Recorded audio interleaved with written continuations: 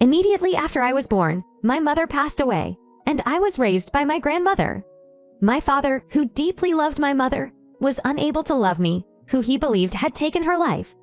I was a shy child with few friends, and I was often bullied at school. At family gatherings, I was often uncomfortably compared to my mother in her childhood. Listening to stories of my spirited mother, who always made those around her laugh, I felt guilty over being different from her and increasingly found myself unable to speak. Yet, my grandmother always embraced me with kindness. She'd say, "Amber, you have so many good qualities that are unique to you." Her firm, cold hands, stroking my sobbing back, took away all my anxieties and sorrows. My grandmother always accepted me for who I was. The reason I applied to your company is because I resonate with your business philosophy. In a small, wooden apartment, I practice for interviews alone, speaking to my smartphone camera. With my university graduation looming, I'm the only one among my seminar peers and friends who hasn't received any job offers. I'm a post speaker with extreme stage fright, and I particularly struggle with situations like interviews. Even though I excel in exams and assignments, and sometimes help my peers with their studies, the fact that I haven't received any job offers has left my professors scratching their heads. Living alone on a scholarship and supporting myself with part-time jobs, I can't afford to take a gap year for job hunting. I had to secure a job by any means necessary. Knowing my circumstances, my peers, professors, and the career support staff gave me various advice and even helped me with interview practice. I stop the video and look at the notepad I prepared for the interview. In that notepad are the information of the companies I'll be interviewing with, my self-analysis, and the encouraging words from my professors and friends. Tomorrow, I have an interview with the only company where I've made it to the final round. For me, who has been consistently dropped at the first interview, this is an unparalleled opportunity. I start recording myself with my smartphone again. My strengths are... My words stall there. Amber, your strength is that you listen to others sincerely. My grandmother's voice echoes in my mind. No matter how many times I practice, I stumble and my voice shakes when I try to speak about my strengths. Sorry, Grandma. I mumble, stopping the recording. From the photograph displayed on the bookshelf, my grandmother looks down at me. My grandmother always told me that my strength was being able to care for people. And yet, I wasn't able to take good care of her. Right after I started university, my grandmother's condition started to deteriorate. She caused minor fires by forgetting about the stove at night and repeated the same stories over and over. She would call me by my mother's name and scold me harshly. She also caused a huge uproar involving all our relatives when she went shopping and didn't return for hours. When it was decided, with my aunt's encouragement, to place her in a nursing home, I felt a sense of relief deep inside. I was tired. For me, who had just started the campus life I had longed for after struggling to get into university, my grandmother, who had become a stranger with her harshness and bizarre behavior, was an annoying hindrance and a source of fear. With not so good relations with my relatives, I had no one to rely on and had to bear it all alone. That's why when my grandmother caused trouble, and it was revealed to my relatives that she had dementia and would be placed in a facility, I was relieved from the bottom of my heart. On the day my grandmother was admitted to the facility, my aunt, my grandmother, and I headed there together. My grandmother didn't start raging as I had feared, but instead hugged me gently with tears in her eyes and said, "Thank you, Amber. Take care." At that moment, I was hit with the realization that I was leaving the only person who had always been on my side in such a place. A few days after my grandmother entered the facility, she passed away. That sad smile on that day was the last I saw of my grandmother. On the day of the interview, I left home with plenty of time to spare. Because I left home quite early, I arrived at the venue more than an hour early. I should find a place to rest and calm my nerves. I began walking towards the diner where I had my first job interview.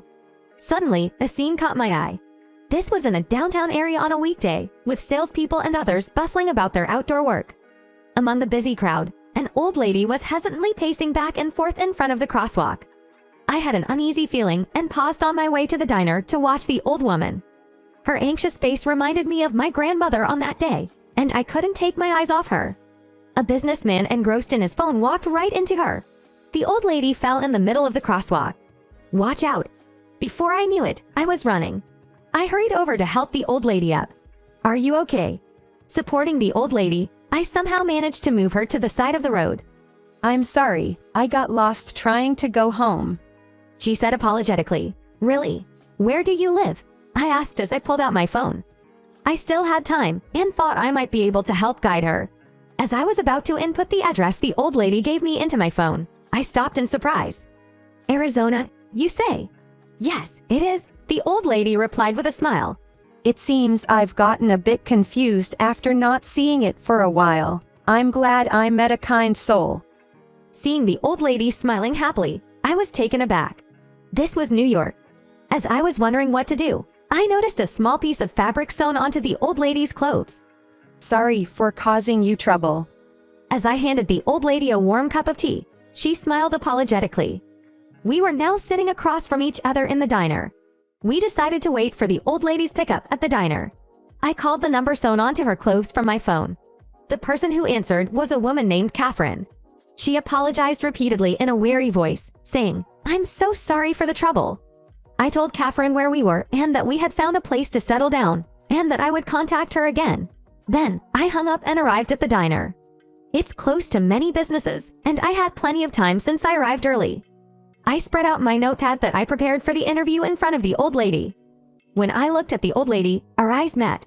She asked with a worried look, "Who are we waiting for now?" I hesitated for a moment and then answered honestly, "Catherine." The old lady's eyes widened in surprise. "Catherine, is she coming here alone? I hope she doesn't get lost," she said worriedly. Then, she began to talk about Catherine. In her mind, Catherine was still a young girl who often got lost. "Catherine is truly a kind-hearted girl, always being made to cry by her younger brother, James." She talked about Catherine and her brother, James, sharing many stories. As I listened to the old lady's stories with a smile, I glanced at the clock in the diner. My interview was approaching. If I wait here, Catherine will come to pick her up. I should probably let the diner staff know the situation and start heading out. Just as I thought to get up, the old lady noticed and smiled at me. "You're leaving, aren't you? Thank you, and take care." Her lonely smile reminded me of my grandmother. Amber, thank you, and take care. My grandmother's voice echoed in my mind, and I found myself once more settling into the hard bench I was about to leave. It's still okay. There's still more than 30 minutes left. As I assured her with a smile, saying, "I'm fine," the old lady beamed with relief. "Hey, what are your parents like?" The cheerful old lady, who had been chatting incessantly, turned to me with this sudden question. "My parents." As I hesitated, the old lady smiled kindly. "Yes, the parents of a kind young lady like you. They must be wonderful people, right?" I could feel my smile become strained at the old lady's words. She chuckled, saying hey, and looked at me with gentle eyes. Before I knew it, I was sharing a story I had never told anyone before with this complete stranger. My mom passed away shortly after I was born. My dad said he couldn't forgive me, who took my mother's life and left me to my maternal grandmother. I only know the two of them through pictures. I don't know much about my father, but I was often told by relatives that my mother was a bright and lovely woman. I resemble my mother in appearance, so everyone compared me to her. My grandmother took the place of my parents. She was really kind and accepted me for who I was, and raised me with love. But Granny, she gradually forgot about me. She began to think of me as her own daughter. Even though Granny was the only one who always saw me for who I was, Granny never compared me to my mom. Yet, she began to mistake me for my mother, called me by my mother's name, and I disappeared from her mind. Once I started talking, I couldn't stop, and I started to cry. A cold hand gently stroked my sobbing head. There, you've had a hard time, haven't you?" I felt warmth spread from the spot where her hand had touched me, a comforting warmth slowly extending to the depths of my heart. Granny held me in the end. She called me by my name, and yet, I abandoned Granny. I couldn't continue after that. As I continued to sob, Granny gently stroked my head.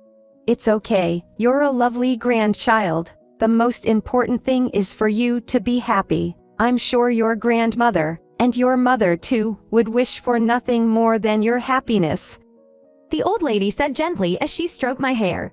"Having a kind girl like you as a daughter or grandchild, they must have been so happy." Facing the old lady, I kept crying. We must have stood out quite a bit, because the expression on the face of Catherine, who came to pick us up, was quite shocked.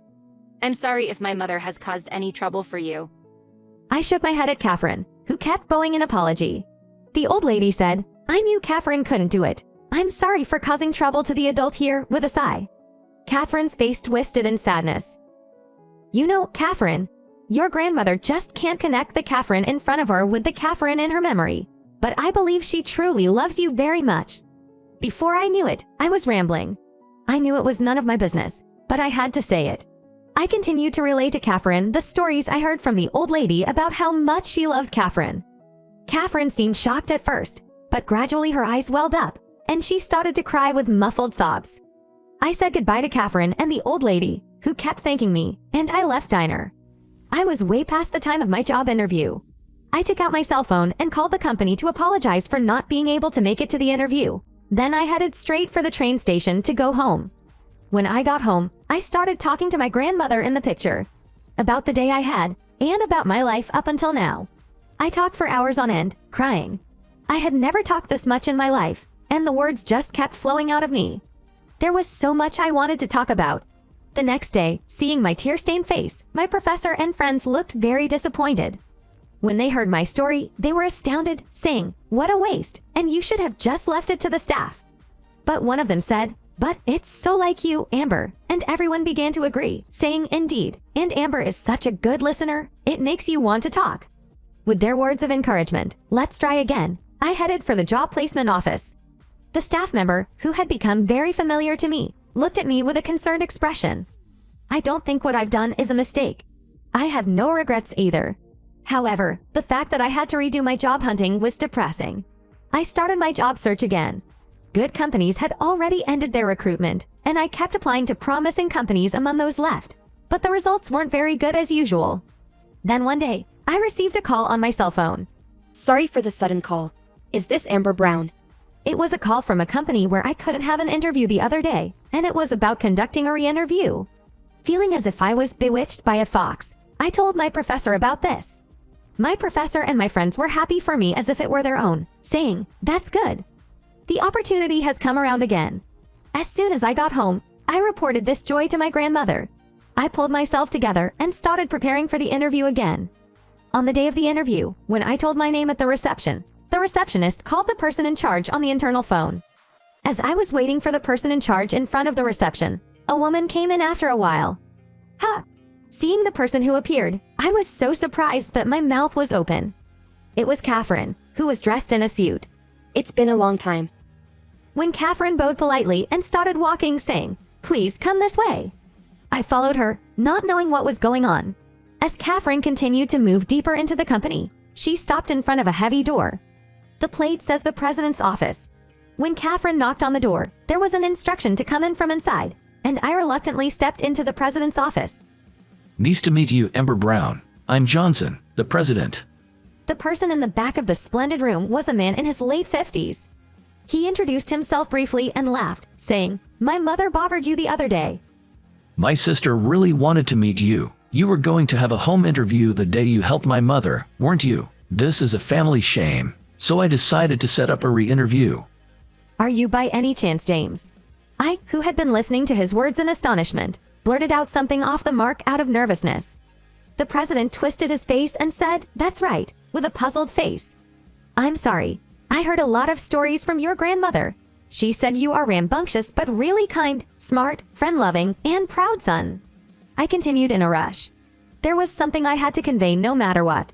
"I thought your grandmother was a very nice person when I talked to her. She's kind and caring, and she loves her family more than anyone else. She's a warm mother. It's not a shame. She's a really nice person." After saying so, I noticed the surprised face of the president and hurriedly bowed my head. The president was silent for a while as if thinking, but coughed once and said heavily, "Let's start the re-interview." A heavy atmosphere flowed in the room. I was nervous and felt cold sweat dripping all over my body. I didn't realize it until now, but the person in front of me is the president of a large company. He's not someone I should talk to casually. Suddenly brought back to reality, I answered the president's questions in a flustered manner. I was sweating on the palm of my hand. When the interview progressed to some extent, the president said, "That's enough. It's over." It was a great opportunity, but it wasn't good at all. When I was depressed, the president sighed heavily. "You're a very disadvantageous person. You waste opportunities for strangers, and when it comes to your own affairs, you suddenly become flustered. You're just at a loss." Then, he put a notebook on the desk. That's why you're loved by so many people. That was the notepad I used during my job search.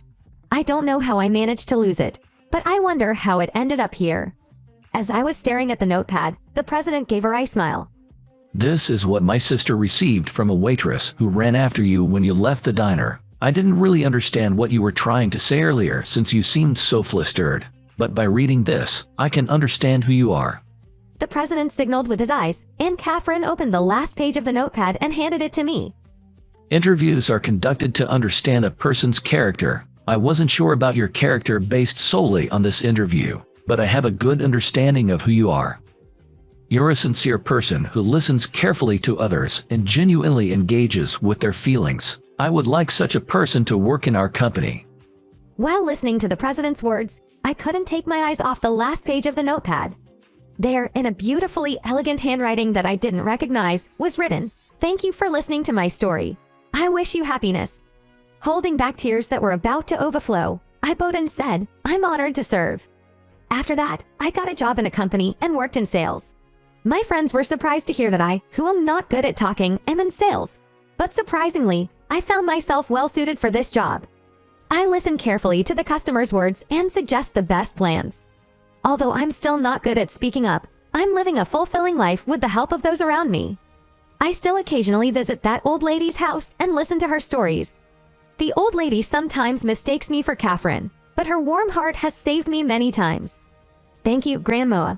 Facing the old lady in front of me and my grandmother in heaven, I uttered words of gratitude.